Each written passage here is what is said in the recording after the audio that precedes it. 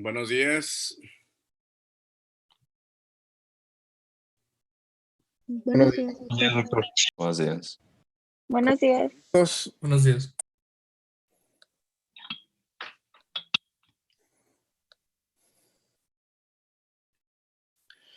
Bueno, vamos a empezar con la lista de asistencia del día de hoy.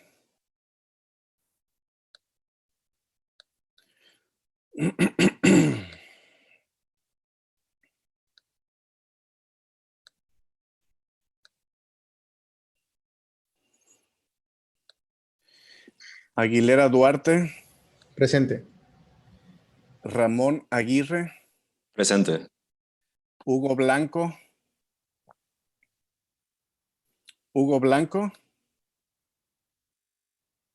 René Calleja, Presente. Bárbara Castro,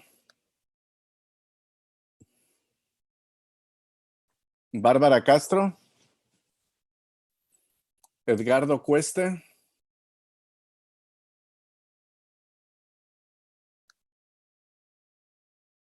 Raquel Dávila, Presente.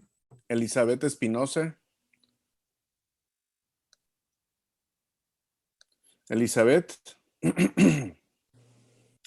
José Ronaldo Félix, Presente. Lilia Figueroa,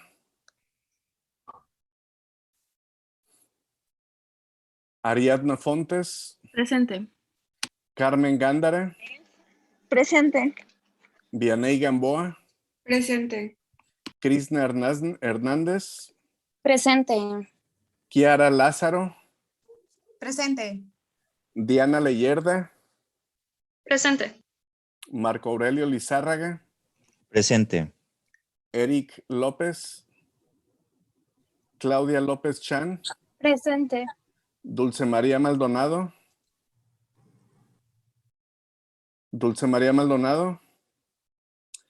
Mariela Mesa, Presente.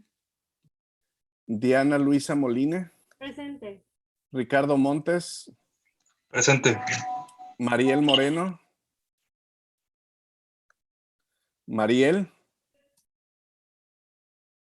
Luis Francisco Muñoz, Presente. Abigail Núñez, Presente. José Carlos Ocampo, Presente. Iraíz Ocaña,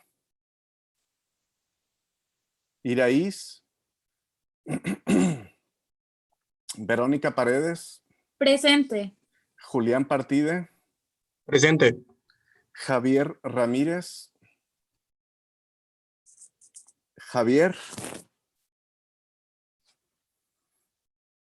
Luz Karina Reyes, Presente. Juan Antonio Ríos, Presente.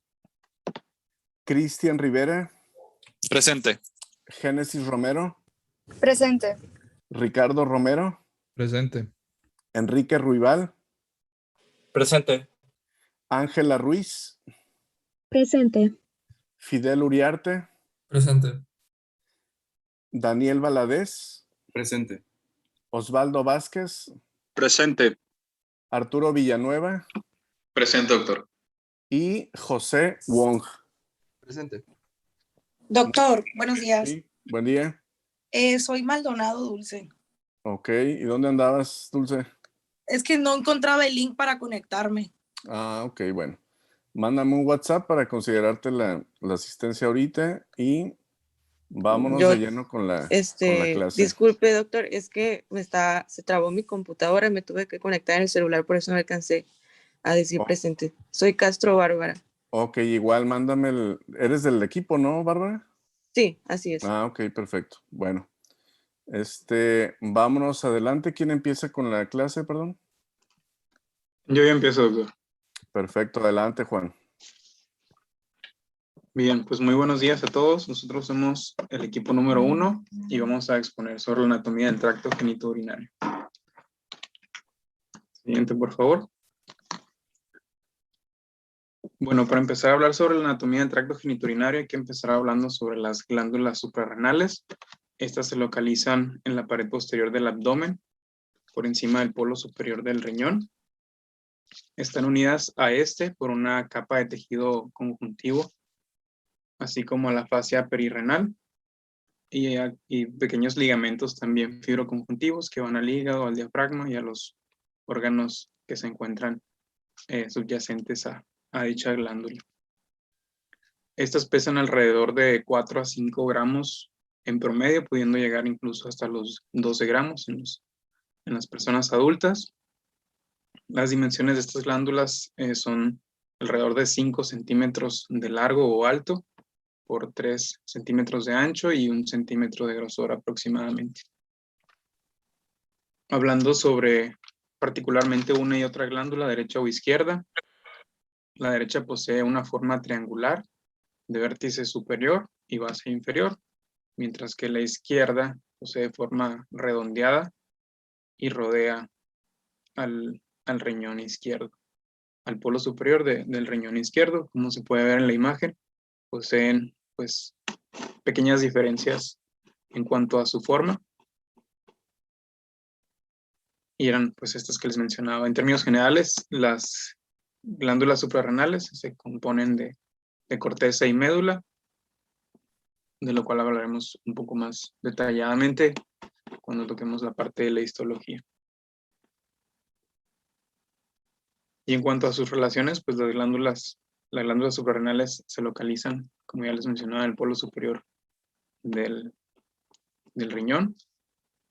Poseen relación estrecha del lado derecho con el hígado, con los órganos que se encuentran en la parte superior del riñón también, así como con las estructuras anatómicas y vasculares con las que se relaciona este órgano, que por ser más grande y estar inmediatamente debajo de él, pues poseen muchas de las relaciones que tiene con las demás estructuras anatómicas.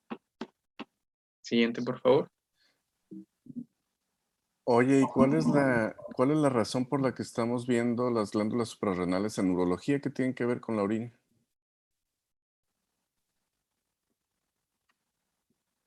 Pues principalmente porque las hormonas que secretan las glándulas tienen relación con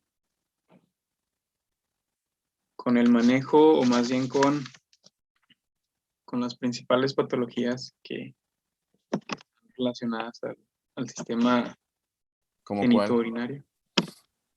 ¿Cómo cuál de esas principales patologías?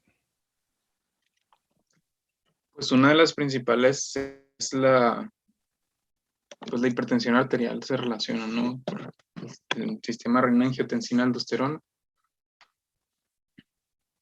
Y pues la parte quirúrgica, en caso de que exista alguna, la maneja pues la especialidad misma de la urología, ¿no? Exactamente, esa sí es la razón.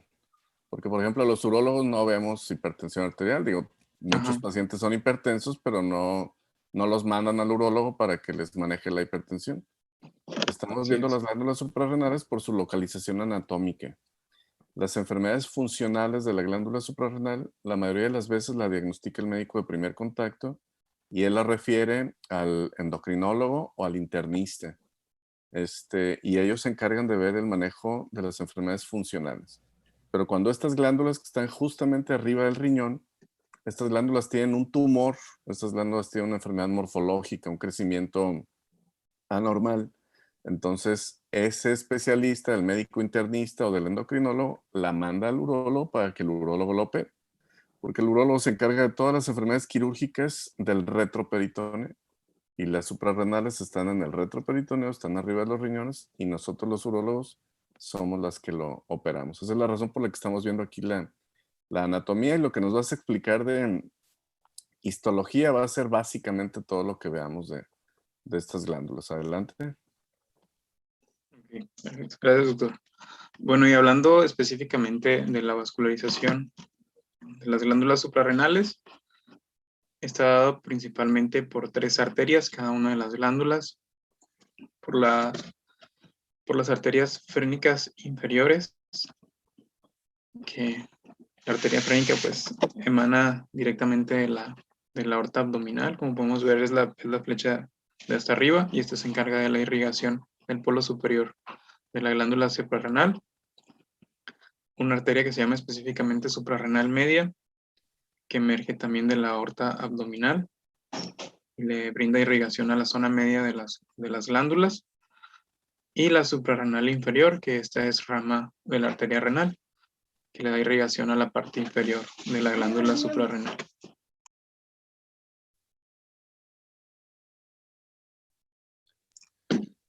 Posteriormente tenemos a las venas de la vena de la glándula derecha, pues desemboca directamente en la vena cava inferior, mientras que la del lado izquierdo desemboca en la vena renal. Estas colectan la sangre pues desde los tejidos, desde las células de la parte interna. Vaya. Hablando de los nervios, tenemos al esplácnico mayor y el ganglio suprarrenal principal, son aquellos que le dan inervación a dichas glándulas, así como algunas ramas pequeñas del plexo solar. En cuanto a los linfáticos, estos desembocan en los ganglios linfáticos lumbares y acompañan pues, prácticamente el trayecto de las venas. Siguiente, por favor.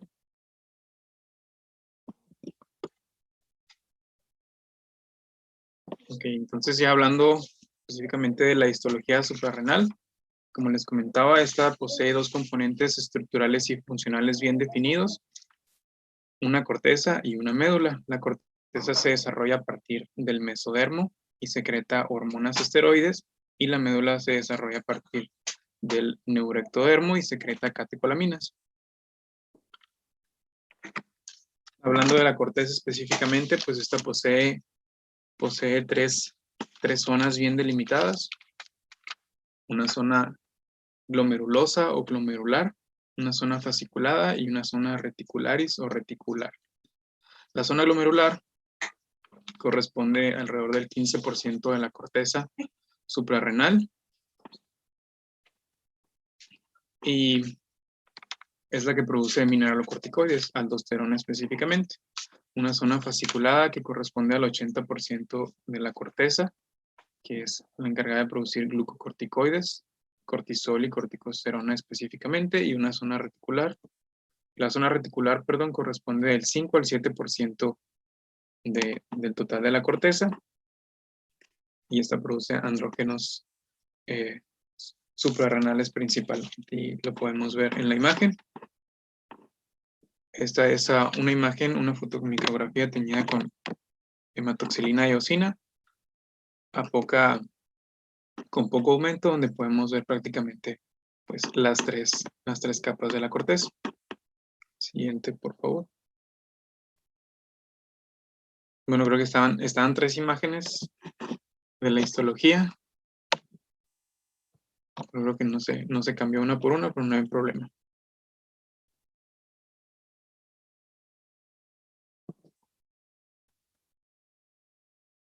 Tiene apagado su micrófono.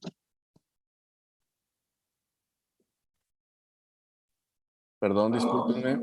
Te platicaba que quiero hacer el siguiente comentario, de que a pesar de que son órganos tan pequeñitos, tienen esta irrigación que es excesiva. Es el órgano que más irrigación tiene por centímetro cúbico de tejido. Son órganos bien pequeñitos y fíjate que tienen irrigación directa de la aorta, de la frénica y de las renales.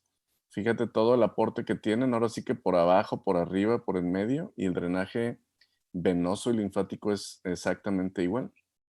Y esto hago referencia porque cuando hacemos cirugía de estos órganos tenemos que tener bien presente esta irrigación, porque una lesión de una arteria, por ejemplo de la aorta, o una lesión de una vena que venga directamente de la cara, da sangrados muy importantes que pueden poner en peligro la vida.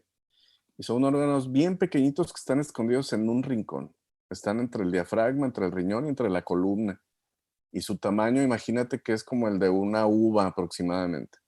Entonces, meterte en esas profundidades, hacer una cirugía parcial de uno de los dos órganos sin conocer la irrigación, pues como repito, puede dar sangrados muy importantes que pueden poner en peligro la vida del paciente.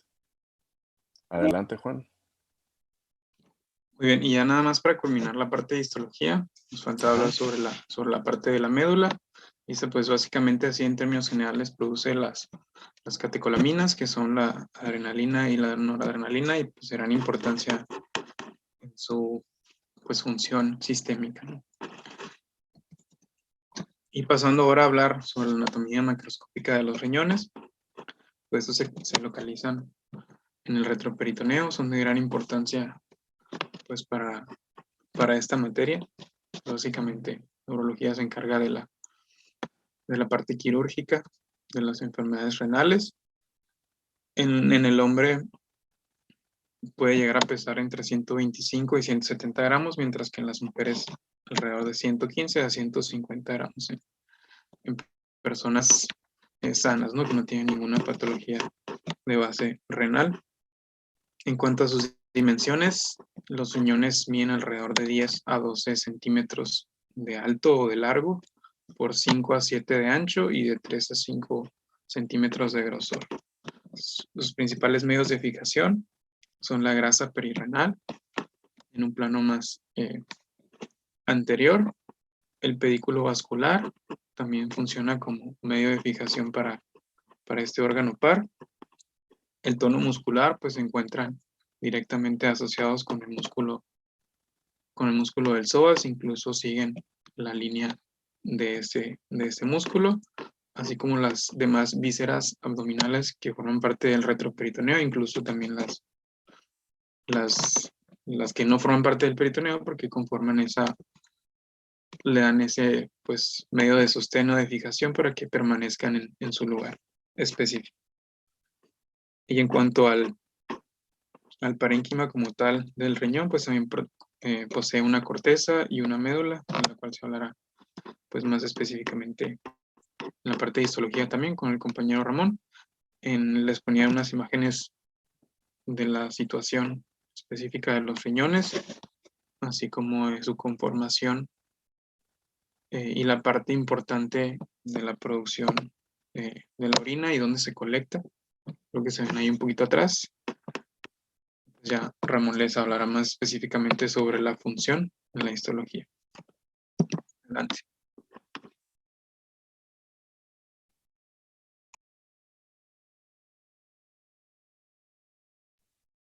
Adelante, Ramón. Bueno, ahora pasando a la histología del riñón. Sí. Pues vemos que esta es la unidad funcional del riñón, pues la nefrona, que se encuentra en número de 1.5 a 2 millones. Esta pues se divide en dos porciones, principalmente la secretora y la excretora. Parte de la secretora pues tenemos el corpúsculo renal primeramente, que en cuestión de su fotografía histológica es la que vemos aquí a la derecha, la cual pues vemos el glomérulo vascular en el medio, que está contenido en la cápsula de Bowman, el cual pues está continuo a lo que es el epitelio del túbulo contornado proximal. Y pues con el túbulo contornado distal y el ACGN pues también forma parte de la porción secretora. Esta pues en su mayor parte está en el área de la corteza. Y pasando ya a la porción excretora, que es ya la porción de salida, excreción de la orina, tenemos que esta la forma del túbulo colector, el cual pues se encuentra en lo que es la médula renal. Y esta pues termina en lo que es la punta de la pirámide, como se puede ver en la imagen. Y pues esta punta pues se le conoce como papila renal, en el que pues están estos orificios por el cual pues sale la orina a lo que ya son las caries menores. Siguiente, por favor. Bueno, pasando a la circulación renal, pues el riñón va a estar irrigado por la arteria renal, la cual pues es una rama de la aorta abdominal.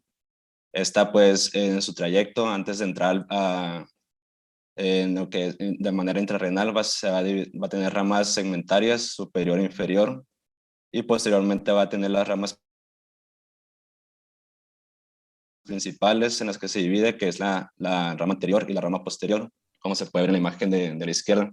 Estas ramas, pues la rama posterior va a irrigar a la parte, principalmente a la superficie posterior del riñón, y la rama anterior va a irrigar a la superficie anterior, como también a los polos superior e inferior del riñón.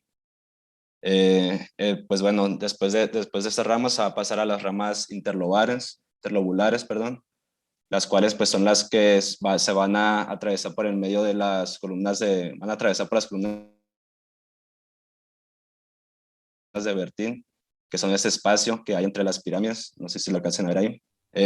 Después de esto van a seguir por la superficie lateral de las pirámides para después a la altura de la base pasar a hacerlas, como se ve en la imagen de la derecha, a la altura de la base pues dan como que esa curvatura y pasan a ser los arterias arciformes o arterias arqueadas. Entonces, después de estos vasos van a pasar a ser vasos de menor calibre, que son las arterias interlobuliares, son las que se ven ahí también, las que están saliendo ahí en la partecita de la curva. Entonces va a seguir subiendo su trayecto hasta formar la arteriola aferente, que va a entrar en el corpúsculo renal, como ya les mencioné ahorita, y junto con la arteriola aferente, pues forman lo que es el glomérulo vascular. En cuestión de la circulación venosa, pues estas van emparejadas a las arterias, tienen los mismos nombres, y van a drenar a la vena renal, que después va a desembocar en la vena cava inferior, ¿no? Y en cuestión de los linfáticos, pues también van contiguos a esos vasos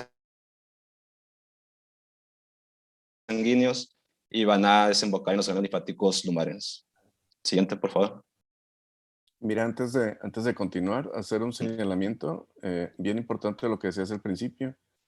Cada niño sano que nace, normalmente nacemos con 1 millón de nefronas en cada riñón. Si nacemos con menos nefronas por riñón, tenemos más posibilidades de desarrollar insuficiencia renal en el trayecto de la vida. Hay enfermedades embriológicas, enfermedades del embarazo que afectan la función renal del producto. Por ejemplo, si la mamá tiene antecedente de toxicomanía, si la mamá es diabética, si recibe esteroides, afecta la formación de nefronas en el bebé. Y si este bebé nace con menos de 1 millón de nefronas por riñón, el niño es candidato para desarrollar insuficiencia renal en los primeros años de la vida. Y la insuficiencia renal, pues definitivamente que acorta la expectativa de vida. Una gente que no le sirven los riñones no puede vivir lo que le tocaba vivir porque los riñones tienen funciones que son vitales. El gran aporte sanguíneo que tiene cada uno de los riñones, acuérdense la cantidad de sangre que recibe por minuto, que está alrededor de los 5 litros por minuto, que entran a cada uno de los riñones, entran por la arteria principal, que normalmente es una que sale directamente de la aorta, y como bien lo señalabas, la arteria principal se divide en 5 segmentarias, 4 van a la cara anterior del riñón y una va a la cara posterior del riñón. Una vez que entran al tejido renal, estas segmentarias se empiezan a dividir en interlobares, interlobulillares y en arcuates. Como bien lo señalabas, y estoy señalando aquí con el cursor, pues la arteria se divide en varias y estas arterias a su vez se siguen dividiendo para llegar hasta la corteza del riñón. Que todas las nefronas que están en la parte más periférica del riñón les llegue el aporte sanguíneo necesario para que puedan filtrar, para que puedan obtener los elementos nutritivos de la sangre y para que puedan desechar los elementos tóxicos de la sangre. Eso se realiza en la nefrona propiamente, se distingue las sustancias que deben de quedarse en el cuerpo y las que deben de excretarse del cuerpo, y a partir de ahí la sangre empieza a filtrar la orina. Los túbulos contorneados distales se continúan con los túbulos colectores, y ahora de reversa todos los conductos colectores de las diferentes partes del riñón van formando conductos cada vez más gruesos hasta que llegan a los cálices menores, cálices mayores, y ya es la forma de cómo sale la orina. ¿Ok? Adelante, Ramón. Ok, gracias, doctor. Pues continuando ahora con la inervación. La inervación del riñón va a estar dada por el plexo renal, el cual pues está formado por ramas del ganglio celíaco, del ganglio aórtico renal y por ramas de nervios explánicos torácicos inferiores. Siguiente, por favor. Ahora pasando a las cálices, pelvis renal y ureter. Vemos que primeramente hablando de las cálices, estas son estructuras membranosas, las cuales se dividen en menores y mayores. Pues se marca como, podría decirse, el inicio de las vías urinarias. En el caso de las menores, pues están, como ya lo mencioné anteriormente, están contiguas a lo que es la papila renal y pues es donde viene a caer la orina que es excretada por el túbulo colector. Entonces, estas están en el número de 8 a 12, pues aquí hay una imagen en las que están sobrepuestas, tienen animaciones en las que pues, no se puede ver aquí. Estas pues están en el número de 8 a 12 y el grupo de 3 o 2 cálices menores va a formar lo que son las cálices mayores. Estas cálices mayores pues se llegan a encontrar en número de 2 a 3. En cuestión a sus relaciones, pues estas cálices pues están en su totalidad dentro del parénquima renal. Pasando ahora a la pelvis renal, pues va a ser la continuación de las cálices mayores. Esta es una estructura hueca, la cual pues tiene una superficie intrarrenal, tanto una superficie extrarrenal. La extrarrenal pues tiene una relación importante, ya que se encuentra posterior a lo que es el pedículo vascular renal. Y pues también ahí no hay una imagen donde se puede ver, pero pues la película vascular está anterior a la pelvis renal. Entonces, continuando con esto, después de la pelvis renal se pasa a formar el uréter, el cual es un conducto que se encuentra en el retroperitoneal, está cubierto por el peritoneo posterior. Tiene una longitud de 30 centímetros de longitud en el adulto, aunque esta longitud puede variar de acuerdo a la edad del paciente, de la persona. Este conducto pues va de arriba a abajo, de fuera hacia adentro, y pues es un trayecto descrito como una ligera curva en S. Tiene un diámetro de 5 a 6 milímetros, y pues para su descripción anatómica se puede dividir tanto en superior, medio, inferior, como en porciones. También se puede decir que es primero la porción lumbar, en el cual pues son los primeros 9 a 11 centímetros más o menos, en el cual una relación importante puede ser con el psoas ilíaco, que va a estar posterior a esta porción. Después tenemos los vasos gonadales, que también pues, atraviesan esta porción del uréter, los atraviesa. Después tenemos la porción ilíaca, que después ya se a nivel de los vasos ilíacos comunes, es alrededor de 3 a 4 centímetros más o menos.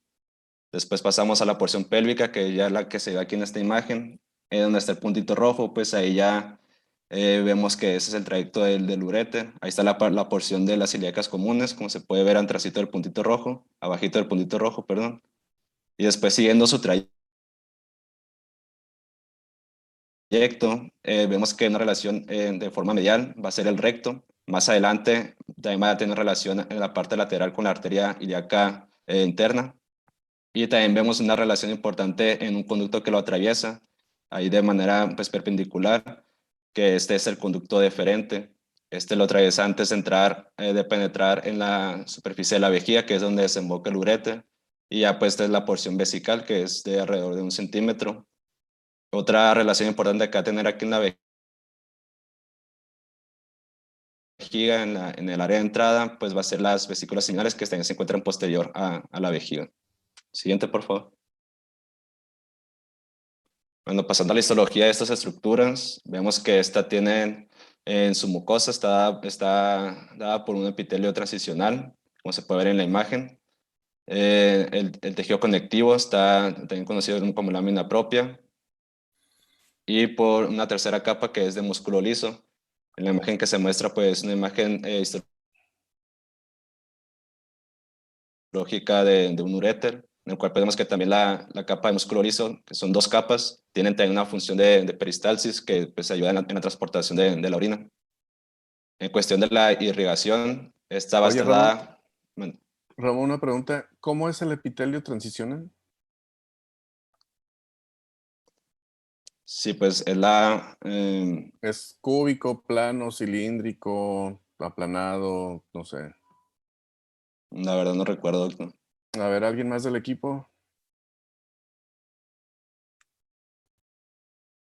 Sí, ¿me escucha? Es Sí. pseudocilíndrico estratificado. Más adelante viene ahí.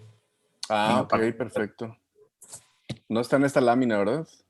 No, viene más hacia adelante. Ok, entonces al ratito platicamos exactamente a qué se refiere esto. Muy bien, adelante, Ramón. Ok. La irrigación pues va a ser dada en la parte de las cálices, pelvis renal y la parte superior del uréter por la arteria renal, por ramas de la arteria renal, como se ve en la imagen de la derecha, en la parte de arriba. Después el uréter medio va a estar irrigado por la arteria testicular, arteria ovárica en el caso de las mujeres, y la parte o arteria espermática interna también. En la parte del uréter inferior está irrigado por ramas de la arteria ilíaca común, por la hipogástrica y por la vesical inferior. En cuestión de la circulación venosa, pues van a estar emparejadas a las arterias y van a desembocar en la ilíaca, van a drenar en la vena renal, en la ilíaca común y ya pues desembocan en la vena cava inferior. En cuestión de los linfáticos, pues estos van también emparejados a estos vasos y van a desembocar en los granulos linfáticos lumbar, en lo que es las cálices, pelvis renal y la parte superior del uréter. Y el uréter medio e inferior, los vasos linfáticos van a desembocar en los linfáticos ilíacos comunes e hipogástricos y también en los vesicales. Y ya para terminar la inervación va a estar dada por el plexo renal en la parte superior y por el plexo hipogástrico. Y sería toda mi parte. Muy bien, antes de continuar les voy a explicar que cuando hacemos un trasplante de riñón, pues tenemos que tener un donador y tenemos que tener un receptor. Afortunadamente la mayoría de los donadores son donador cadáver. Entonces, pues el cadáver ya no necesita el riñón, lo tomamos porque sabemos que sí sirve y se lo ponemos, se lo pegamos a una persona que lo necesite. Lo que hacemos en la cirugía de procuración, que quiere decir cuando tomamos el riñón del que lo va a donar, yo espero que estén viendo aquí mi cursor en pantalla. Este es el riñón que vamos a tomar. Le quitamos la glándula suprarrenal, cortamos los vasos de la suprarrenal, cortamos la arteria renal desde su emergencia de la arteria aorta, disecamos el uretero hasta el cruce de los ilíacos, lo cortamos por acá y cortamos también la vena de este riñón. Entonces sale el riñón completo con su arteria principal, con su vena principal y con la mayor longitud que podamos tener del uretero, lo extraemos y lo injertamos en el receptor. El hecho de injertarlo en el receptor es diferente. El riñón que vamos a trasplantar no lo ponemos en la fosa renal, sino que lo ponemos en el hueco pélvico. Acá donde estoy señalando ahorita está la bifurcación de las ilíacas. Entonces el injerto renal, hacemos un espacio aquí en la fosa ilíaca derecha, junto al apéndice, lo hacemos extraperitoneal. Aquí acomodamos el injerto renal y la arteria del injerto y la vena del injerto las conectamos a la arteria ilíaca y a la vena ilíaca. Y la longitud del uretero, que tomamos con bastante precaución de que sea largo, el mismo uretero largo, ya que tenemos el injerto aquí donde estoy señalando, el uretero lo conectamos a la vejiga del receptor. De modo que la sangre arterial la va a tomar de la arteria ilíaca, el drenaje venoso va a caer a la vena ilíaca y el hecho de que la nefrona esté recibiendo sangre limpia, sangre oxigenada, va a hacer que se active el funcionamiento de las nefronas, empieza a formar orina y la orina de este injerto renal cae directamente a la vejiga del receptor.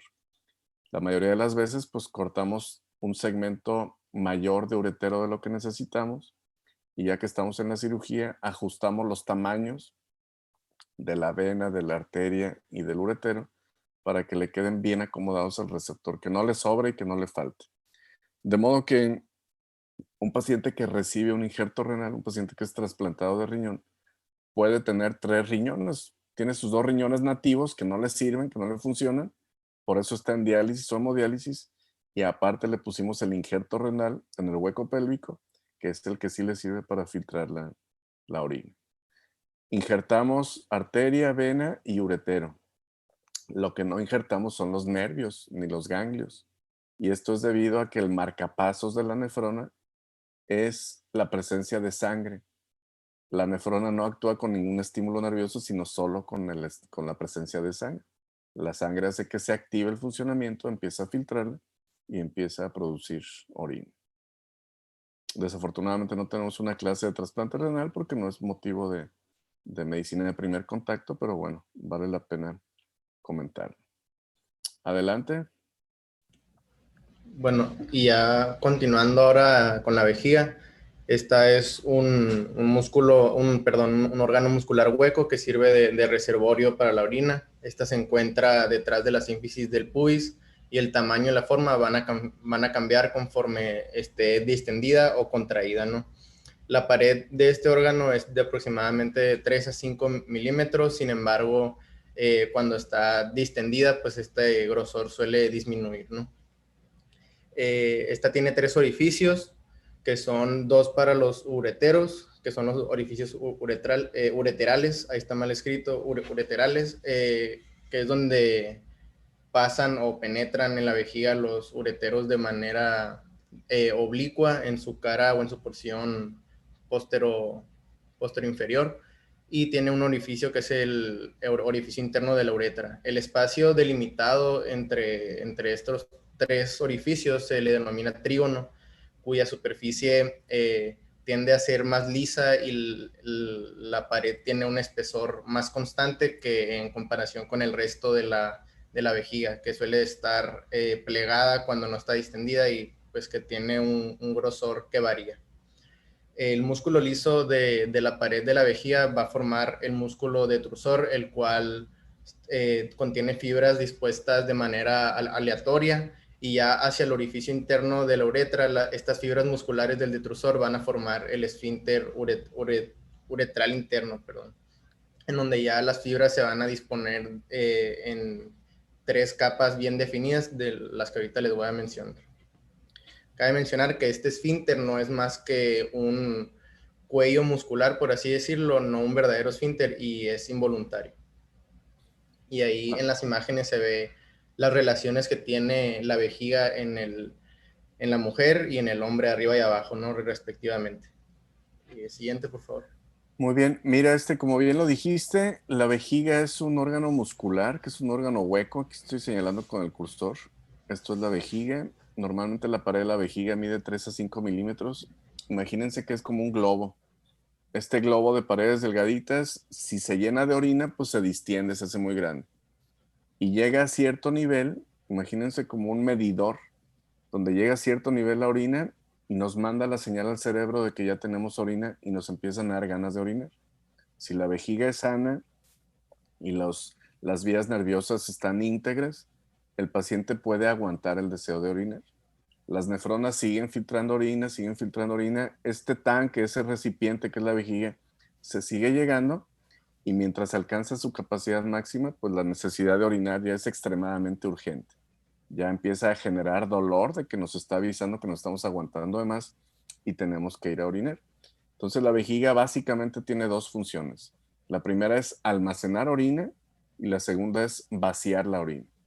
Cualquiera de las 2 vías nerviosas para almacenar o para vaciar puede enfermarse.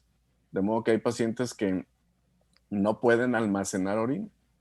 Empieza a caer solamente unas gotitas de orina, pequeñas cantidades de orina, y la vejiga se estimula tanto que obliga al paciente a ir a orinar. Y si no va el paciente a orinar de manera rápida, el paciente sufre muchísimo dolor. Cuando el paciente va a orinar, orina solamente chorritos. El paciente tiene que ir cada 10, cada 15, cada 30 minutos máximo a orinar, y solamente pequeñas cantidades. Esta es una vejiga neurógena espástica que aguanta muy poca capacidad de orina y que limita la calidad de vida del paciente, porque pues no puede hacer nada por la necesidad extrema de estar yendo a orinar.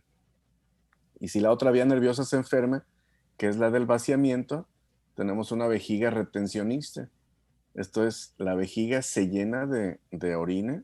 La capacidad normal está entre 400 y 500 mililitros en un adulto tipo, pero esta vejiga no manda la señal al cerebro de que ya tenemos que ir a orinar.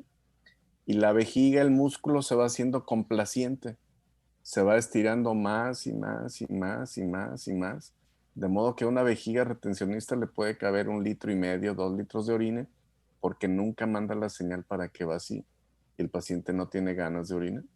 Y los pacientes en el vientre se les ve un bulto, se les ve un crecimiento del globo vesical, pero ellos no sufren dolor ni sienten la necesidad de ir a orinar, porque la vía nerviosa refleja para ir a orinar está lesionada. ¿Cuál es el impedimento de esta variedad de vejiga neurógena? Pues recordemos que la orina es un producto de desecho. Tiene elementos tóxicos, tiene sustancias nocivas que son nocivas para la salud, y en la medida en que lo acumulemos, vamos a tener cierto grado de intoxicación. Además, la orina puede tener bacterias, puede tener otros elementos que condicionan infección. Entonces, estos pacientes siempre están con infección urinaria, y una vez que la vejiga ya no recibe más orina, la orina se empieza a regresar a los riñones. Y no solamente tenemos un foco infeccioso en el hueco pélvico, que es la vejiga, sino que también lo tenemos en los riñones haciendo pielonefritis. ¿Ok? Adelante, Luis. Gracias, doctor.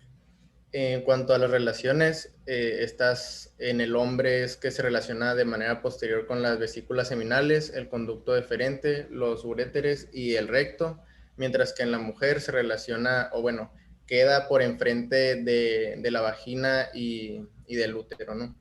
También en ambos sexos, el domo y la cara posterior están cubiertas por peritoneo, por lo que se encuentran pues en estrecha relación con el intestino delgado y el recto sigmoides.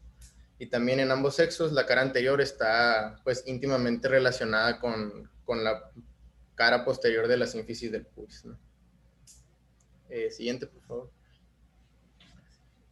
En cuanto a la histología, la mucosa va a consistir de un epitelio transicional.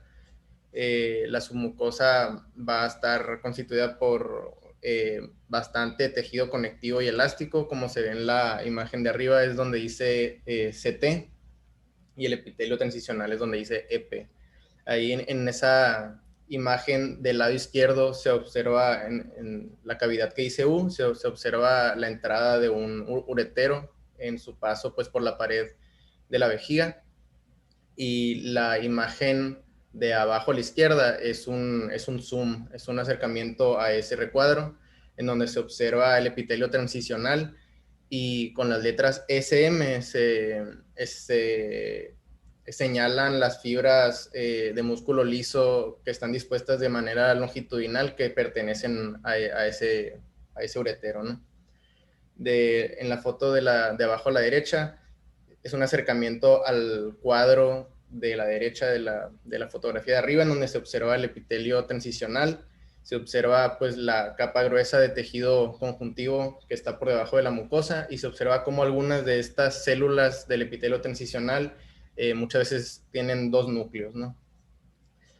También cabe mencionar que el músculo detrusor, como ya había mencionado, primeramente tiene las fibras dispuestas aleatoriamente de manera longitudinal, circular y espiral, y ya conforme se acercan al meato interno, ya se acomodan, por así decirlo, en tres capas bien definidas, que es una longitudinal interna, una circular intermedia y otra longitudinal externa.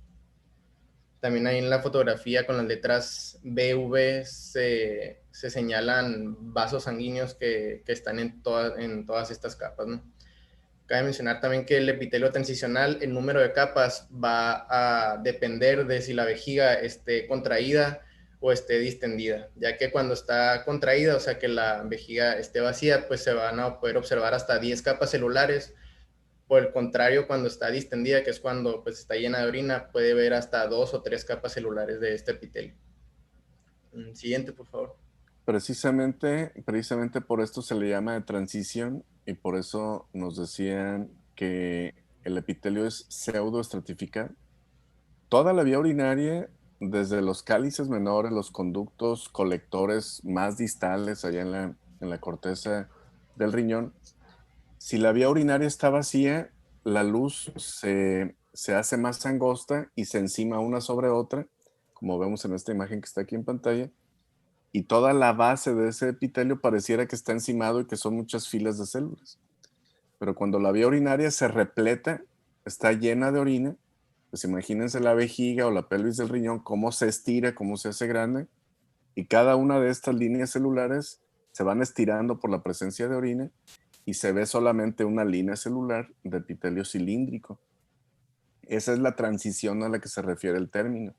El órgano puede estar vacío, puede estar encimado, o el órgano puede estar lleno, puede estar repleto, puede estar estirado por la presencia de orina y le da la característica de ser transicional.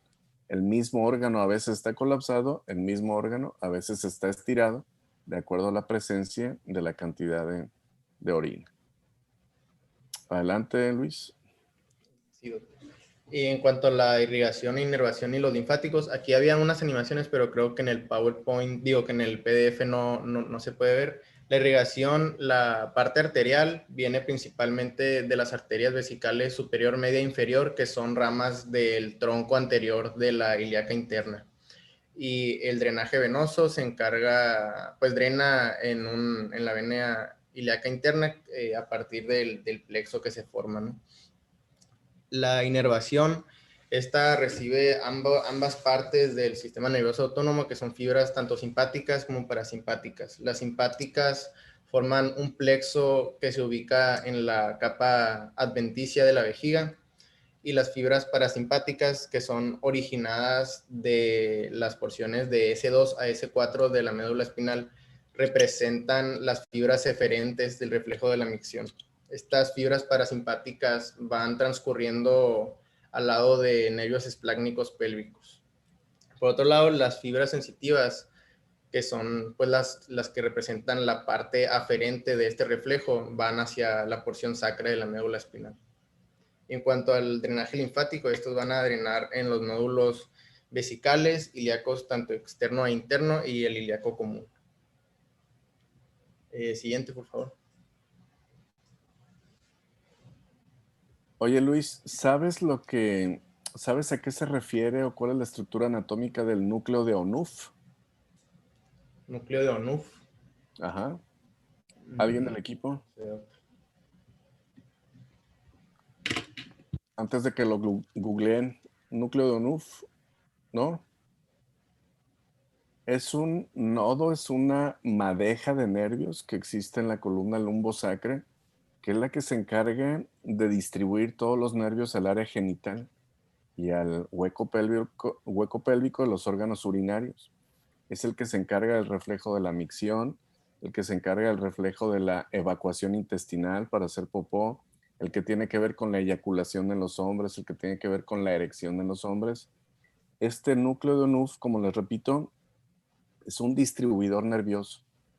De ese núcleo se dirigen todos los nervios pudendo, simpático, parasimpático, para las funciones de los órganos genitourinarios, sobre todo del hueco pélvico.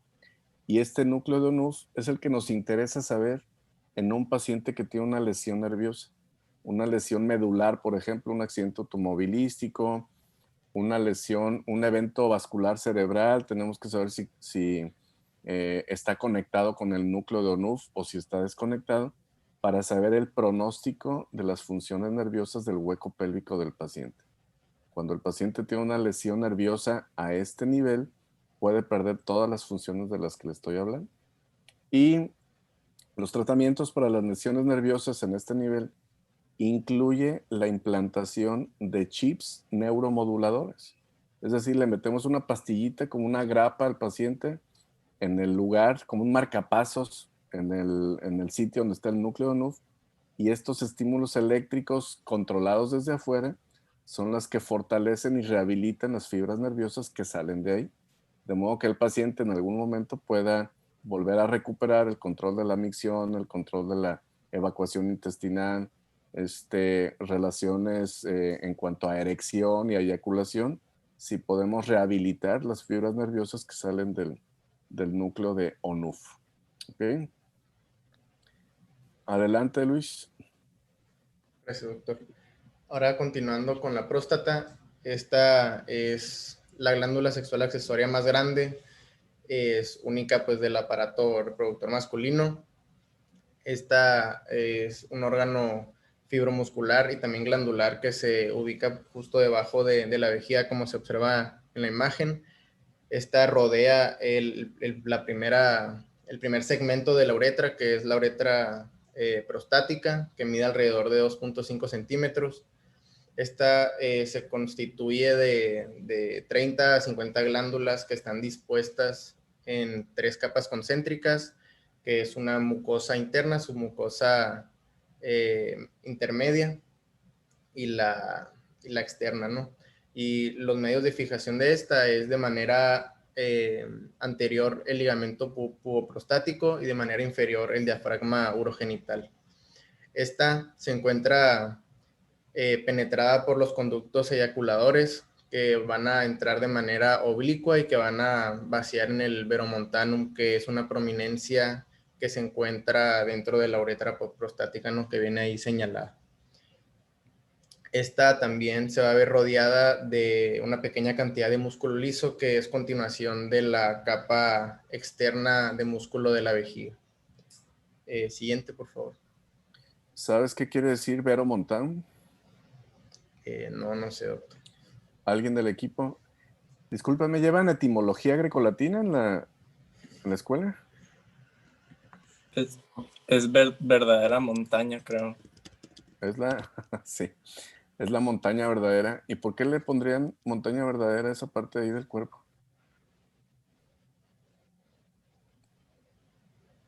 Que tiene que ver una montaña ahí en la próstata. Está raro, ¿no? Mira, los anatomistas allá de la antigüedad, pues hacían disecciones cadavéricas bien interesantes y bien complejas, y pues eran muy románticos, ¿no? En el diseño de las palabras y todo esto, le ponían nombres acá muy, muy románticos.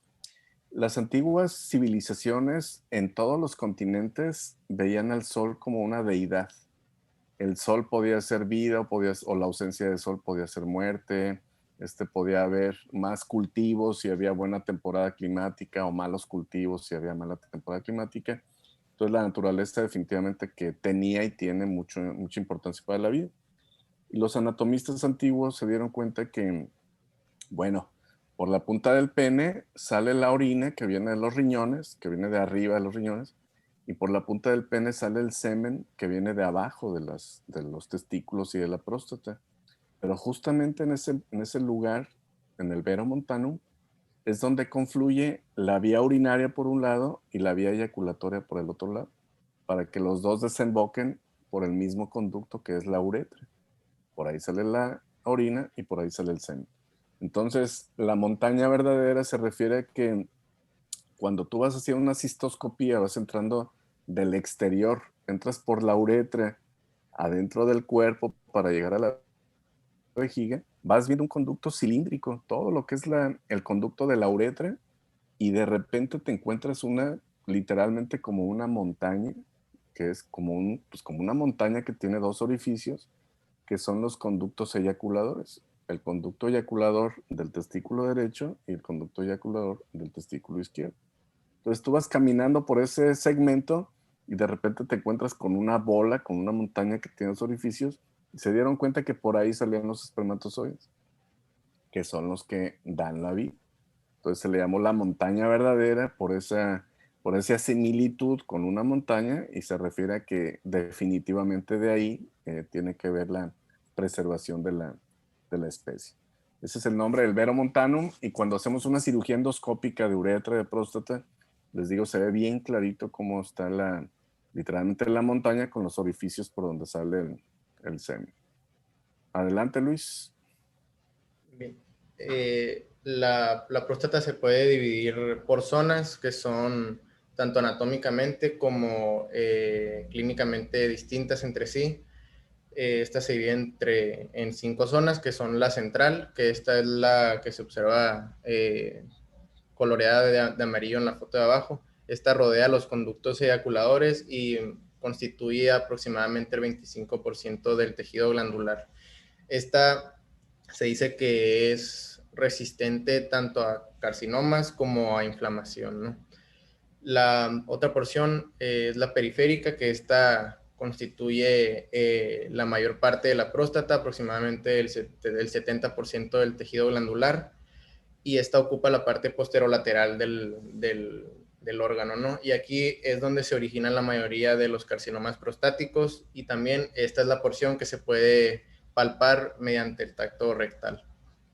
En naranja se observa la zona transicional, que esta va a rodear la uretra prostática, y esta constituye una pequeña proporción del tejido glandular, aproximadamente el 5%, ¿no? Y aquí en esta zona, en la transicional, es donde es susceptible a que las células sufran hiperplasia y es la porción pues que puede sufrir hiperplasia prostática benigna. También la porción periuretral, que es la verde, aquí contiene glándulas mucosas y submucosas. Y por última zona está el estroma fibromuscular, que prácticamente es bastante tejido conjuntivo denso y regular que tiene entremezclado ahí las fibras musculares lisas, ¿no? Por otro lado, las relaciones, esta se relaciona en su superficie posterior-superior con el conducto deferente y las vesículas seminales, y está separada del recto por la fascia retroprostática, también llamada de Denonvillers, que esta es un tejido fibroso que es rudimento del fondo de saco de Douglas, y que en el caso de los adenocarcinomas de próstata, pues esta fascia de Denonvillers va a evitar que este carcinoma se disemine de manera retrógrada hacia el recto. Siguiente, por favor. Muy bien. Aquí comentar que, como bien dijiste, aquí donde estoy señalando con el cursor es lo que corresponde a la zona de la próstata que se llama transicional. Y en esta zona de la próstata es donde ocurre la mayor parte de los casos de hiperplasia prostática. Entonces, si vemos que aquí está la vejiga, que es la que almacena orina, y saca esa orina a través de la uretra prostática, precisamente en esta parte transicional, que es donde hay esa hiperplasia prostática, la luz de la uretra prostática se empieza a comprimir, se empieza a cerrar, lo empieza a aplastar. Y el paciente con sintomatología prostática, uno de los primeros cambios que tiene, pues es el adelgazamiento del chorro urinario. El chorro urinario se hace más delgado y más débil a consecuencia del crecimiento de la proliferación de células prostáticas en esa parte que estamos señalando aquí, que es la parte transicional. Por otro lado, en la parte periférica, que es la que estoy señalando en este momento, acá es donde más se desarrolla el cáncer de próstata. Entonces, si aquí donde estoy señalando aparece un tumor, difícilmente ese tumor va a alcanzar a aplastar la luz de la uretra. Es por esta razón que un paciente puede tener cáncer de próstata y no tener ninguna sintomatología urinaria. El paciente hace su vida sexual, su vida social, su vida laboral, orina perfectamente todo de manera normal, teniendo cáncer en la próstata. Porque el tumor está acá en la parte más periférica, en la parte más alejada, y no comprime el paso de la orina. Entonces, aprovechando que está en la parte más periférica, lo que nosotros hacemos con el tacto rectal es precisamente identificar las características de la superficie de la porción periférica de la próstata. Aquí estoy señalando el recto, aquí está el esfínter anal, por aquí es por donde metemos el dedo va dirigido hacia el vientre del paciente y lo que tocamos con el dedo es esta parte, que es vecina de la porción periférica de la próstata. Entonces, si nosotros metemos el dedo, vamos tocando muy lisito y de repente encontramos un brinco, una bola, un cambio en la superficie de la cápsula prostática, seguramente ese paciente tiene cáncer hasta no demostrar lo contrario. ¿Ok? Oye, Luis, ¿cuáles son las funciones de la próstata? ¿Para qué sirve? Se encarga de secretar un líquido alcalino que forma parte del semen. Ok, ¿y qué función tiene este líquido alcalino? Eso sí no sé, doctor. Ok, ¿alguien del equipo que sepa para qué sirve la próstata? ¿O para qué sirve este líquido alcalino? También trae una enzima, no me acuerdo cómo se llama, que ayuda a como licuar todos los componentes y que sea, o sea, un líquido homogéneo el semen. Ok, ¿has oído del antígeno prostático? Sí. ¿Qué es el antígeno prostático? Pues sé que hay una prueba de tamizaje, ¿no?, encargada de detectar ese antígeno para personas de riesgo, no sé, además mayores de cierta edad, ¿no?, de 40, no me acuerdo si 50 años, para detectar el cáncer de próstata. Ok, esa enzima que me estás diciendo, esa enzima que se encarga de hacer homogéneo el semen, esa enzima es precisamente el antígeno prostático. El antígeno prostático nosotros los médicos lo usamos como un marcador tumoral, pero la función biológica no es un marcador tumoral, tiene 3 funciones biológicas. El antígeno prostático es una enzima proteolítica que se encarga de lisar el coágulo seminal. Cuando un hombre eyacula en forma de coágulo. Si tú eyaculas en un papel, por ejemplo, vas a ver que el semen sale gelatinoso como tal, espeso, que no resbala. Pero después de 7 a 12 minutos, ese coágulo seminal se empieza a hacer líquido y entonces sí empieza a escurrir. Y eso es gracias al antígeno prostático. El antígeno prostático, después de 4 minutos, empieza a alisar toda la superficie de la membrana del coágulo seminal. Si el hombre eyacula en el canal vaginal existen muchas bacterias, existe una diferencia de pH, que si no se protegiera durante estos 4 minutos, todas esas defensas de la vagina serían capaces de atacar y de matar a los espermatozoides. Entonces, mientras eso sucede, el semen se mantiene en forma de coágulo.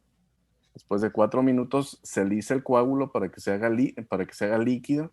Entonces sí, para que los espermatozoides agarren velocidad y empiezan a dirigirse hacia adelante para lograr el embarazo.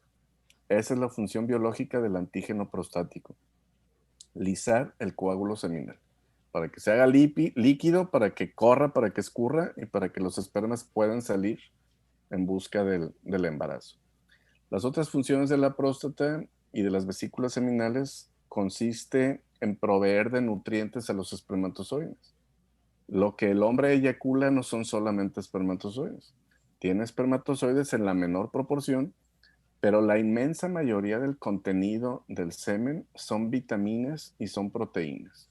Vitaminas de altísima densidad, proteínas de la más alta nutrición, precisamente para mantener a los espermatozoides vivos cuando están afuera del cuerpo del hombre.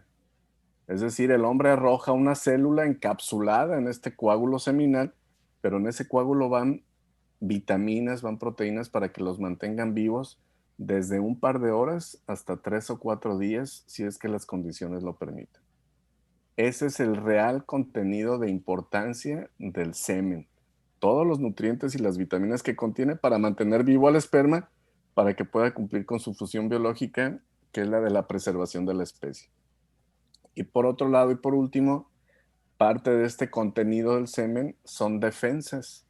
Defensas como el ácido clorhídrico, defensas como el zinc, que funcionan como bacteriostáticos de toda la flora bacteriana que existe en el canal vaginal para defenderlos de las bacterias que protegen la vagina y para darle esa alcalinidad que me estás platicando, porque la vagina es muy ácida.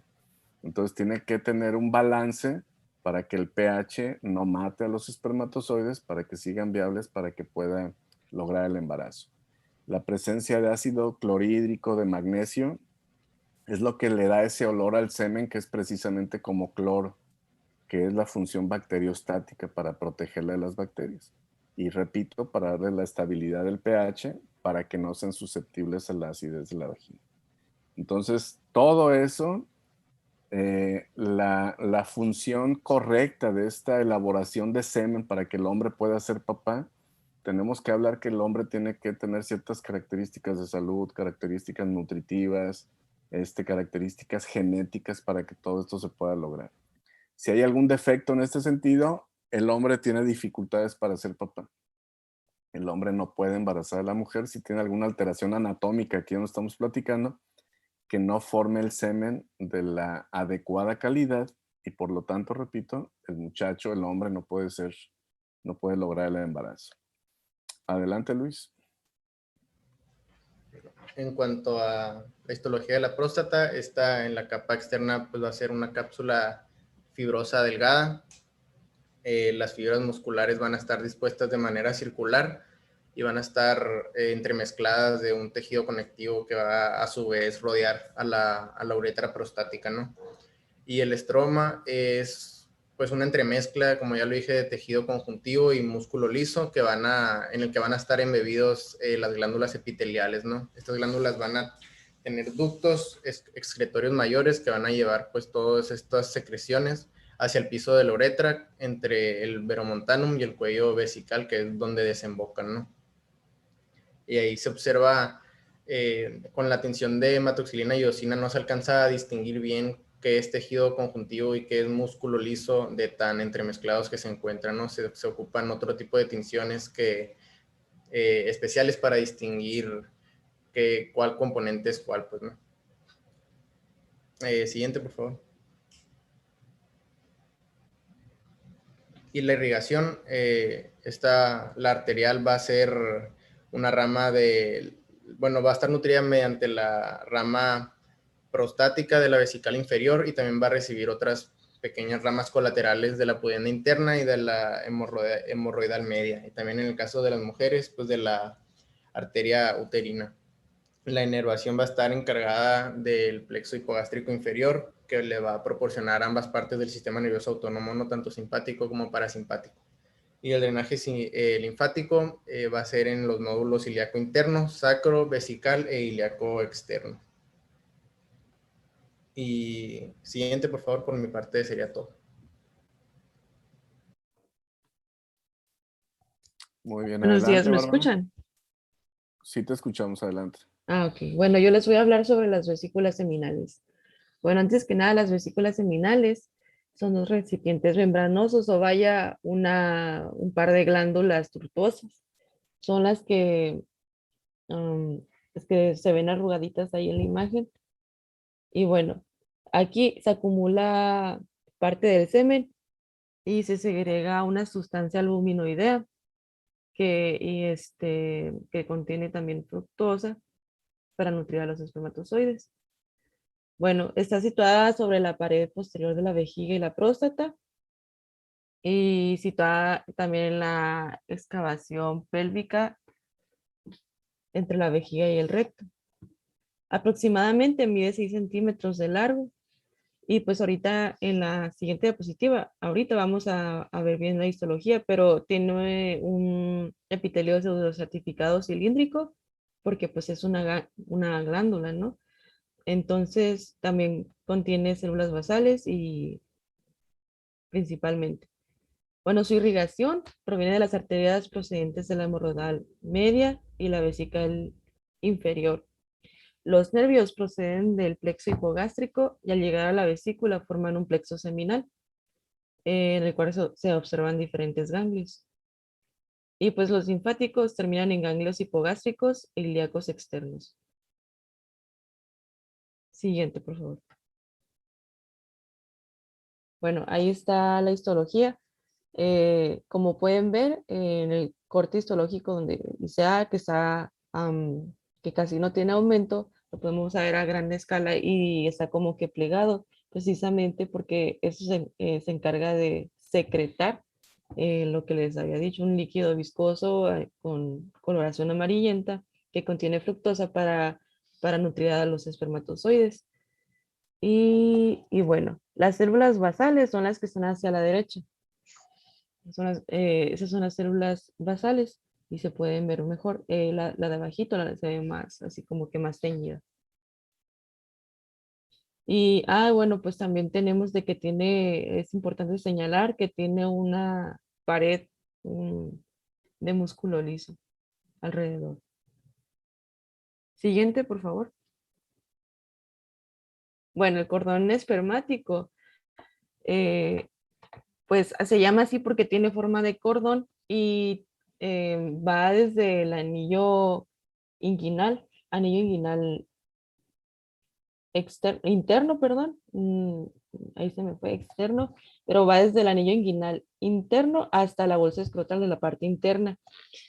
Y pues los principales componentes de este cordón, porque ahí donde pueden apreciar en la imagen, tiene el conducto deferente, tiene arterias, tiene vasos, pero bueno, las arterias que contiene en sí son las arterias espermáticas, la interna y la externa, la arteria del conducto y la arteria cremastérica, el plexo venoso pampiniforme, Este es importante porque por ahí se drena la linfa o el retorno venoso.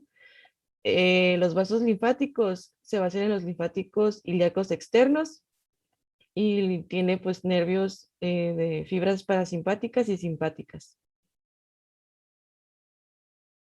La siguiente, por favor. Bueno, aquí en la histología podemos ver los ductos ahí a gran escala, la tenemos a la derecha. Se puede apreciar el ducto deferente, el veno pampiniforme, el plexo, perdón, el plexo pampiniforme. Y bueno, este contiene una mucosa y submucosa y tiene 3 capas de músculo liso. Ahí donde está el ducto deferente, en la imagen de la derecha, en la parte superior, ahí donde está la luz, alrededor de las células basales, hay una capa tiene 3 capas de músculo liso, pero los diferencia la forma en las que están acomodadas las fibras. Por ejemplo, están en forma circular, luego están como difusas y luego están otra vez en forma circular. Eso es lo que diferencia las 3 capas. Y bueno, tiene epitelio pseudoestratificado, que es que los cubre, tiene células altas, las cuales presentan microvellosidades y estereocilios, y las células basales que tienen núcleos esferoidales. Y pues aquí en la imagen de la izquierda, donde se ve con más aumento, podemos apreciar las células altas, y ahí en un cuadrito, lo que se ve ahí son los estereocilios y las microvellosidades que apenas se pueden alcanzar a apreciar. Y pues las células basales son las que están casi pegados a la capa de músculo liso, las cuales contienen núcleos esferoidales. Siguiente.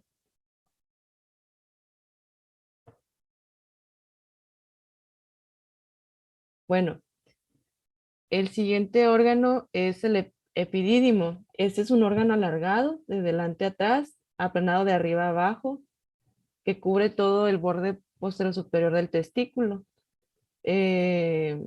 Rebasando su cara externa, se haya colocado en la cimera del casco o en parte del polo superior del testículo.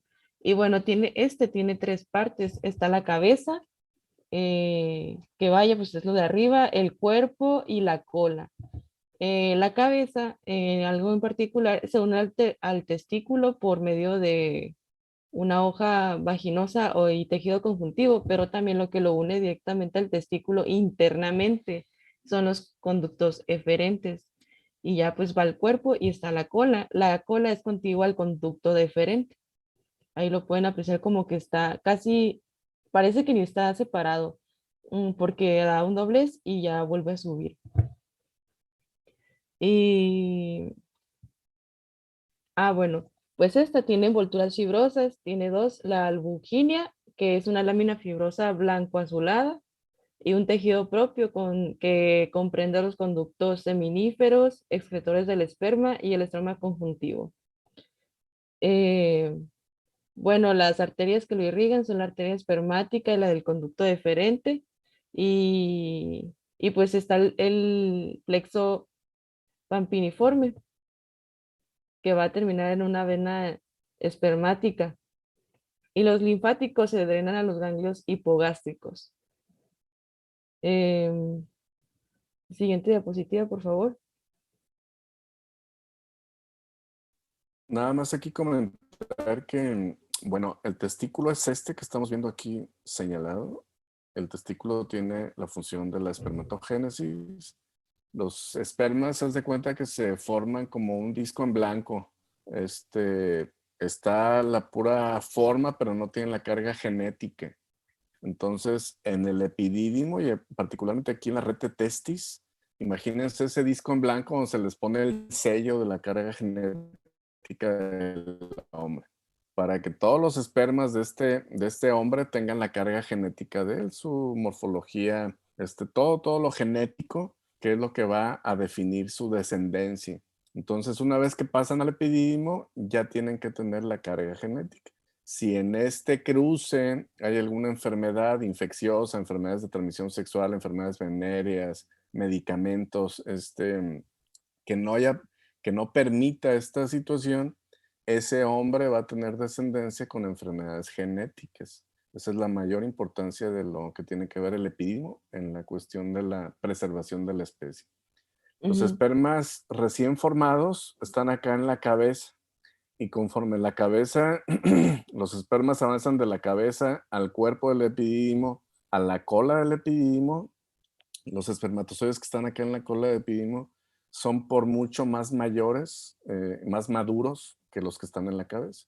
Entonces, cuando estamos haciendo algún tratamiento de fertilidad para parejas que no pueden tener hijos, que necesitamos captar testículos directamente del epidídimo para ponerlos en el vientre de la mujer, preferimos hacer las biopsias acá en la cola del epidídimo, que es donde el espermatozoide ya cruzó todos estos caminos de maduración y aquí en la cola del epidídimo están a punto de entrar al deferente para ser eyaculados, entonces aquí es donde hacemos la biopsia, esperando encontrar testículos, como te digo, más maduros y más aptos para la inseminación.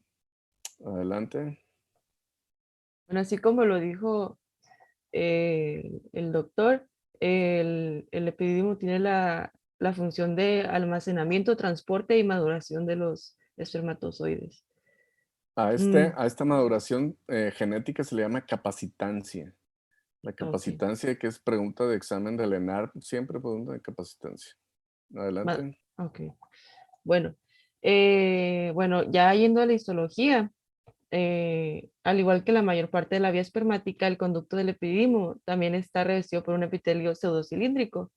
La particularidad es que, por ejemplo, a diferencia de las vesículas seminales, que son secretoras y son glándulas, este tiene doble función, que es la secretora y la absortiva.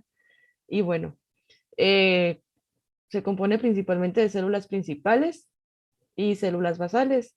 Bueno, las células basales, vaya su nombre, pues son las que están más en la base y están casi pegadas a la capa de músculo liso, y las principales son las que están más a la luz. Y bueno, las células principales, ya vimos que tiene tres partes: el epidídimo, la cabeza, el cuerpo y la cola. La altura es según esté ubicado en qué parte, de qué parte del epidídimo estamos hablando. Si están en la cabeza, esas células van a ser un poquito más altas, y si están en la cola, pues van a ser más pequeñas, pues van a ser más cortas más bien. Y bueno, las células principales son las que secretan ciertas sustancias que ayudan a la maduración de los espermatozoides. Y las células basales, pues son pequeñas, redondeadas, y también su particularidad es que son células madre del epitelio del conducto. Y pues ahí podemos ver, está la imagen a grande escala, ahí se ven como por así decirlo, los ductitos. Y luego acá la otra imagen de la derecha, abajito de la grande, pues ahí está la luz, y ahí los puntitos esos que se ven son espermatozoides. Y ya pues a la izquierda, pues ahí se ven más a las células principales y las basales, pero se ven más las principales, que son las que tienen como vellosidades. Siguiente. Y bueno, ya los testículos, pues son dos, izquierdo, derecho. Cuando hay disfunción, o incluso no estoy tan segura, pero creo que hay personas que llegan a nacer con un solo testículo, si no me equivoco, se llama monarquidia. Y si pues son disfuncionales, se llama anorquidia. El testículo promedio mide alrededor de 4 por 3 a 2.5 centímetros. Se miden por medio de un orquidómetro, o también por una fórmula.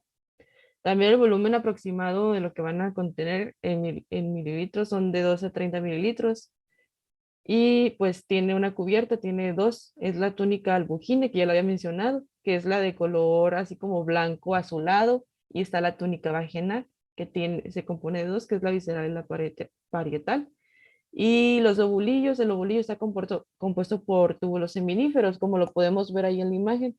Están los túbulos seminíferos y se dividen como en en lobulillos, y los que están en medio entre los lobulillos se llaman septos. Y pues ahí también podemos apreciar el epidídimo y pues el siguiente imagen, por favor.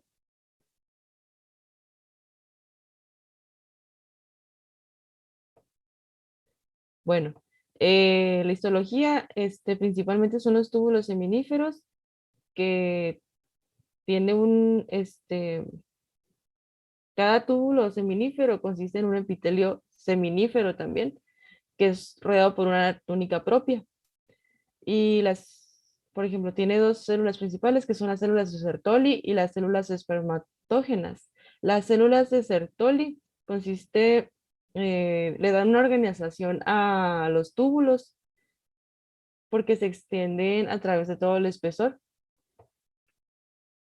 Y bueno, también tienen la túnica, la lámina propia, y por ahí se pueden apreciar, a ver, no sé si se ven las células de Leydig, pero también contiene células de Leydig. Y siguiente diapositiva. ¿Cuáles son las funciones de las células de Leydig? Ay, esa sí no me la sé porque estaba leyendo sobre las de Sertoli y las espermatógenas, pero las células de Leydig ¿Y no. por qué no? No, ¿Por qué no se leíste me fue, la verdad. Una disculpa, no Muy recuerdo en este mal, muy momento. mal. Bueno, platícanos de las de Sertoli, ¿qué funciones tienen? Pues son las que le dan la estructura, son como más de dar estructura y organización a los túbulos seminíferos para que se organicen así de esa Ok, manera y formen los ok, lobulillos. funciona como una estructura, como una barrera. Le dan la Ajá, forma, ok. ¿Has escuchado la barrera hematoencefálica? sí, ¿Qué es? hematoencefálica. Pues, pues sí la he escuchado, pero me agarra en curva, la verdad. Ok, barrera placentaria. Ujú. ¿Has escuchado? Sí, sé que ¿Y qué tienen que es? ver con el desarrollo embrionario. No. ¿Alguien del equipo que sepa barrera hematoencefálica, barrera placentaria? Son que las células del endotelio vascular tienen uniones bien estrechas, ¿no? ¿Con qué función? La palabra barrera, ¿qué le suena? Pues de que no deja pasar ciertas sustancias. Exactamente, de protección, ¿no? Tenemos una barrera para esto, una barrera para aquello, para que no pasen. La barrera hematoencefálica protege el sistema nervioso central de sustancias tóxicas que circulan en la sangre para que el cerebro siga haciendo su función. La barrera placentaria protege al producto, protege al feto de sustancias circulantes y permite pasar solamente nutrientes y no sustancias tóxicas. Claro que hay sustancias tóxicas que libran esta barrera placentaria y producen enfermedad en el feto. Bueno, pues la tercera barrera que existe en el cuerpo es la barrera hematotesticular. Y la barrera hematotesticular es gracias a las células de Sertoli. El testículo es un órgano santuario. El cuerpo tiene muchísimas protecciones para proteger al testículo. Si los testículos se enferman, simple y sencillamente se corta la posibilidad de tener descendencia. Entonces, el escroto es un órgano especializado, la barrera hematotesticular es otro órgano especializado gracias a las células de Sertoli. Abuso de alcohol, abuso de tabaco, abuso de drogas, abuso de medicamentos, enfermedades virales, medicamentos oncológicos, medicamentos inmunosupresores. Todo eso está protegido de que entre en los testículos para preservar a la especie y es gracias a las células de Sertoli. Las células de Sertoli solamente permiten pasar ciertas cantidades de nutrientes de determinado tamaño molecular para que nutran a las células de las espermatogonias. Las espermatogonias son unas células altamente especializadas que forman a los espermatozoides para que se pueda preservar la especie. Hematotesticular, si las células de Sertoli se enferman, no hay espermatogonias y ese hombre no puede ser papá. Y la mayoría de las veces es irreversible. El mejor ejemplo, el virus de la parotiditis. ese virus es capaz de atravesar la barrera hematotesticular. Los hombres que tienen cuadros graves de parotiditis, que tienen orquitis por virus de parotiditis, tienen posibilidades de quedar estériles a consecuencia de esta infección. Y lo mismo estamos viendo ahora con el SARS-CoV-2, con el virus del coronavirus, que es capaz de atravesar esta barrera, y muchos hombres han tenido cuadros de orquitis por coronavirus y en el futuro veremos si ocasionó esterilidad o no. Entonces esa es la principal función de las células de Sertoli, la barrera hematotesticular para proteger al órgano santuario que es el testículo. Y las células de Leydig, la principal función es la formación de testosterona. La testosterona es una hormona que existe en los dos sexos, pero que es predominante en el sexo masculino y que depende de esta célula los caracteres sexuales secundarios del hombre, incluso desarrollos en organogénesis en el embrión que va a ser del sexo masculino. Eso lo veremos en la siguiente clase. Entonces, Bárbara, dos funciones vitales: Sertoli, barrera hematotesticular, y Leydig, testosterona. Indispensable conocer esto si estamos hablando de testículo. Adelante. Ajá, sí es lo que estaba, ahorita que estaba así, aproveché para googlearlo. Dice que pues son células endócrinas de los testículos, producen la hormona liberadora de gonadotropina, la folicostimulante y la luteinizante también. Pues sí, prácticamente son las células sexuales de los testículos. Y bueno, ya retomando otra vez, las arterias de los testículos son las espermáticas internas y surgen de la aorta justo debajo de las arterias renales. Estas se van a asociar con las arterias de los conductos deferentes, que se ramifican desde la arteria ilíaca interna o la hipogástrica. Y en cuanto a las venas, se drenan al plexo pampiniforme. La sangre de los testículos regresa al plexo pampiniforme del cordón espermático. En el anillo inguinal interno, el plexo pampiniforme forma la vena espermática. Y bueno, los ganglios, los linfáticos son los ganglios de la zona lumbar o los ganglios del mediastino. Y ya pues sería todo de mi parte. Adelante. Bueno, ahora vamos a pasar al escroto, que en sí pues es la piel que recubre a las bolsas testiculares. Pues esta es en sí delgada, flexible, sobre todo porque creo que tiene muy poquito tejido adiposo y eso le permite mayor flexibilidad. También pues es arrugada y es de una coloración más oscura que el resto de la piel. Pues desde la pubertad van a aparecer los vellos púbicos en la superficie de esta piel. Y bueno, profunda a esta piel del escroto se encuentra una fascia superficial que también se conoce de Cooper, y está el músculo dartos, que es una capa de músculo liso muy delgada, que en sí es lo que permite las pliegues que sea pues esta forma arrugada de la piel del escroto, y esto pues tiene en su función pues guardar calor, que como vemos pues va a ser la principal función del escroto, que es regular la temperatura de los testículos, ya que tiene que tener cierta temperatura diferente a la corporal. Si el cuerpo normalmente es 37, el que esté fuera del cuerpo en el escroto, los testículos, le permite que sea cerca de 35 a 36 grados centígrados, y esto es la temperatura óptima para la producción de espermatozoides en sí. Precisamente esta especialización del escroto es para que los testículos estén a temperatura ideal. Como vemos en la imagen de abajo a la derecha, el escroto tiene 7 capas histológicas, cada una de ellas con determinada función, pero en conjunto permiten la contracción y relajación del escroto. Si el hombre está en un ambiente frío, el escroto se contrae para meter los testículos al cuerpo para que conserven calor. Si el hombre está en un ambiente cálido, en un calor extremo, el escroto se relaja para que los testículos salgan más del cuerpo, para que se ventilen y para que tengan menor temperatura. Como les decía, el testículo es un órgano santuario que tiene que tener muchos requisitos para que esté funcionando bien, y uno de ellos es la temperatura. Ni temperatura tan alta ni temperatura tan baja permiten que se logre una espermatogénesis adecuada. Cambios en la temperatura hacer que el hombre no pueda ser papá, y eso es gracias al escroto.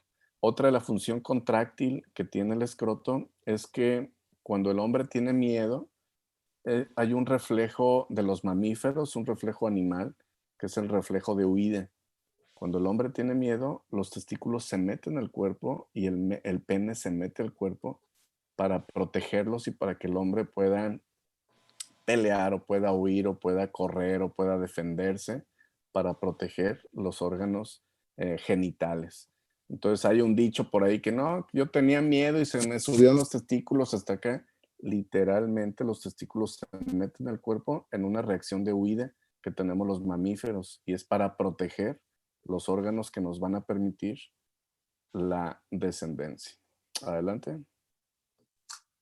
Bueno, ahora pasando a la circulación de este escroto, pues va a tener de diferentes ramos. Tiene ramos anteriores que prácticamente van a estar dados por las arterias pudentes externas, que por lo general pues son dos. Hay una superficial externa y una profunda externa, que ambas van a venir siendo ramas de la arteria femoral. Y también va a tener ramos posteriores, que estos van a estar dados principalmente por la arteria pudenda interna, que es rama de la ilíaca interna o la hipogástrica, ¿no? Las venas del escroto, pues prácticamente siguen el mismo trayecto que las arterias, y las principales para el drenaje venoso van a ser las venas pudendas externas, que van a desembocar en la vena femoral. Y el drenaje linfático para esta circulación escrotal va a estar principalmente en los ganglios inguinales superficiales y en los subinguinales también. Siguiente, por favor. Bueno, ahora hablando del pene, el pene pues es el órgano de la copulación masculina y va a estar formado por diferentes órganos contráctiles, que son dos cuerpos cavernosos, y uno esponjoso. A su vez, estos órganos contráctiles, pues sí son cilindros formados de tejido conectivo, que tiene trabéculas o tiene espacios que son llenados por diferentes capilares, pero estos cuerpos cavernosos y esponjosos a su vez son cubiertos por diferentes envolturas, como son una túnica albuginea más profunda. También tiene una fascia superficial, que por esta fascia superficial se encuentra profunda o en contacto con el tejido subcutáneo. Como vemos en la imagen superior, en el corte transversal, ahí se puede apreciar, y por esta fascia superficial es donde va a ir pasando la vena dorsal superficial del pene. Y profunda esta fascia superficial se encuentra una fascia profunda, que es la de Bock, y a su vez en esta fascia profunda de Bock van corriendo otros vasos, como es la vena dorsal profunda del pene y las arterias dorsales del pene y los nervios dorsales del pene también. Bueno, estos órganos contráctiles van a estar unidos en su raíz a los huesos pélvicos por los músculos isquiocavernosos, en el caso de los dos cuerpos cavernosos, y el bulbo esponjoso en sí en la dilatación, que es del bulbo del cuerpo esponjoso, en su porción más posterior, ¿no? Así es como van a estar unidos a los huesos pélvicos, y estos músculos pues están en la parte más superficial o en la capa más superficial de lo que viene siendo los músculos del perine en sí. También cabe mencionar aquí pues que la fascia de Coles va a estar cubriendo igual a estas estructuras hasta el diafragma urogenital, que es el plano medio de los músculos del perine. Esta fascia de Coles pues en sí es una continuación de la vaina que viene del abdomen inferior, que es la fascia de Scarpa, ¿no? Siguiente, por favor. Bueno, aquí mencionar algo bien interesante, que es la fascia de Bock. Esta es una fascia de tejido conectivo que es extremadamente fuerte imagínense como una costura con hilos de mucha presión que da muchísima fuerza. Y esto tiene su función. En la erección, cuando el hombre tiene erección, la circulación en los cuerpos cavernosos alcanza grandes cifras tensionales porque mucha parte de la circulación sanguínea se dirige a los cuerpos cavernosos para que se logre que el pene esté duro, que el pene esté tieso, para que pueda haber una adecuada penetración. La presión arterial en los cuerpos cavernosos durante la fase de máxima excitación, de máxima erección, alcanza a duplicarse hasta 10 veces arriba de lo normal. Esto es decir, adentro de los cuerpos cavernosos del pene hay una presión arterial arriba de 1000 milímetros de mercurio. Sabemos que la presión arterial anda en 120, 80. Bueno, pues en el pene, en la fase de máxima erección, hay arriba de 1000 milímetros de mercurio. Por eso es que en algún momento de la máxima erección, el pene se puede ver como pulsátil. Está bien erecto y el pene tiene cierto movimiento pulsátil que es acorde a la frecuencia cardíaca del hombre. En ese momento, el pene tiene esta presión máxima. Y gracias a la fascia de Bock es que no se rompen los capilares y es que no hay hemorragias en los cuerpos cavernosos. Repito, este aporte sanguíneo inmenso es para lograr la máxima dureza del pene para que pueda haber una adecuada penetración. Esa protección es de dentro a afuera.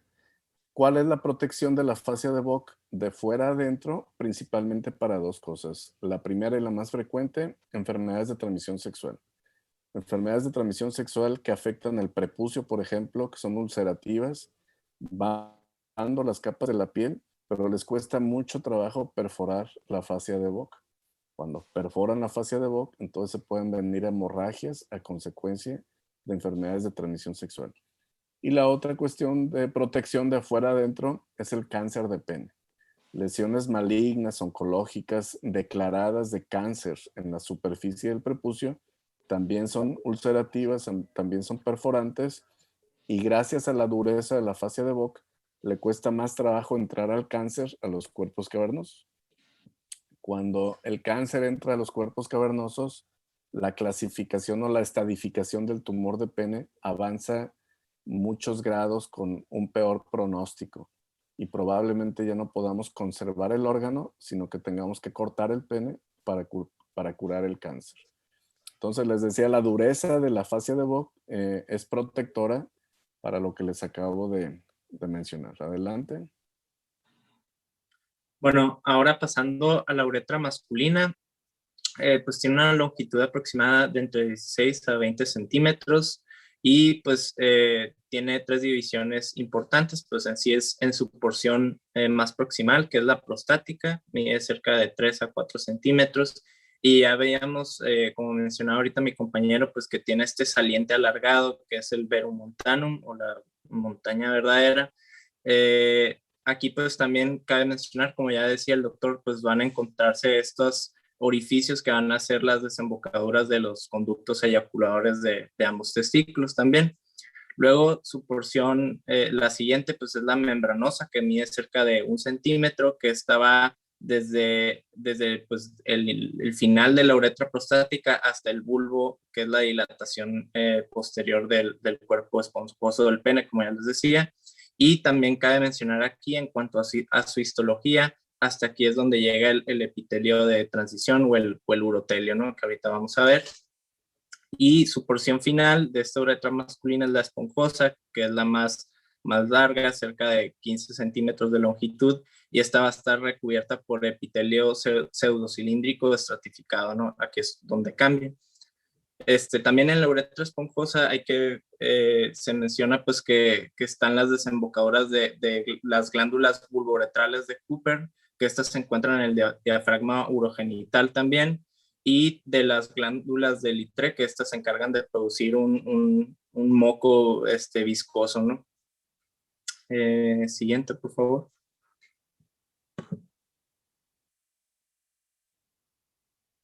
Bueno, aquí pues del epitelio de transición también conocido como urotelio. Ya decíamos, pues es un tipo de epitelio estratificado en sí especial, ya que su objetivo, pues su función en específica es la capacidad de distenderse y de ser flexible.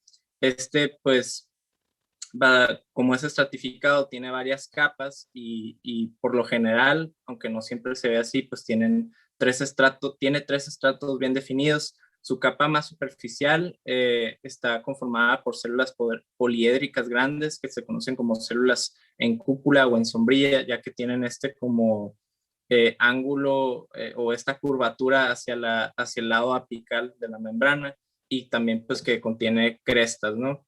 Luego está una capa intermedia que está básicamente formada por células piriformes, y tiene una capa celular basal donde se van a encontrar pues las células madre que van a originar a este urotelio, ¿no? Entonces, como les digo, pues prácticamente lo especial de este epitelio es en sí la capacidad de distenderse, ¿no? Y por eso es que se ve este epitelio recubre desde los cálices menores hasta el segmento más proximal de la uretra, ¿no? Siguiente, por favor.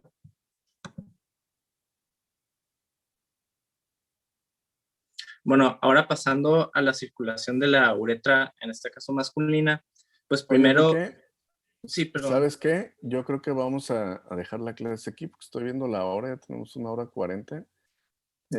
¿Ustedes tienen clase a las 11? Tenemos urgencias. Ok, bueno, pues yo creo que es muy suficiente para que descansen estos 20 minutos, porque después de 1:30 ya todos nos empezamos a distraer. Me pareció una clase muy bonita, muy completa. Anatomía es un mundo de información y solamente que estamos viendo la anatomía genitourinaria. Sin embargo, ya vieron que hay detalles que no lo vieron en anatomía general, que podemos seguir aquí enriqueciendo durante muchos días más, pero pues no tenemos tiempo para eso. Ya básicamente vimos lo más importante de la vía urinaria, vimos lo más importante de la cuestión genital masculina. Hay cuestiones de la anatomía genital femenina que también atendemos los urólogos, pero por cuestión de tiempo, como les digo, va a ser imposible que lo veamos el día de hoy. No sé si hay alguna pregunta respecto a la clase de los miembros del equipo o de alguien que no sea del equipo que quieran que comentemos ahorita. ¿Algo que no haya quedado claro? ¿Alguna pregunta adicional?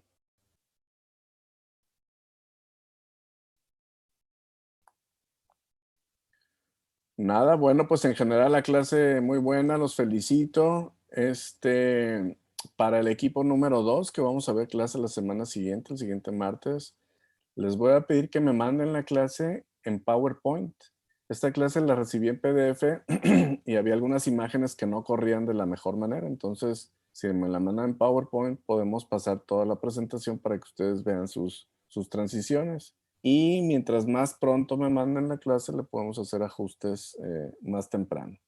Así que si no hay ninguna pregunta, pues les agradezco la asistencia. Es la primera clase y la última donde no vamos a tomar en cuenta la asistencia. Tengo en el WhatsApp como 15 mensajes de gente que llegó tarde por una o por otra razón. No se preocupen, todos van a tener la asistencia. Pero sepan que para la siguiente tomen la precaución de entrar desde antes y tomar las consideraciones para que les cuente la asistencia y tengan posibilidad de contestar. Así que cualquier cosa me la hacen favor de hacer saber a través del WhatsApp. Y si no, nos vemos aquí el siguiente martes a las 9 de la mañana. Es la misma liga de acceso, es la misma reunión en Zoom. Así que no tienen que grabar ninguna otra más que esta que estamos viendo ahorita. ¿De acuerdo? Sí, doctor. Muchas gracias. Ok, Muchas gracias. Bueno, pues muchas gracias. Que tengan buen día, que descansen. Nos vemos el martes. Gracias. Hasta luego. Igual, hasta luego. Doctor. Gracias, doctor. Bye, hasta luego.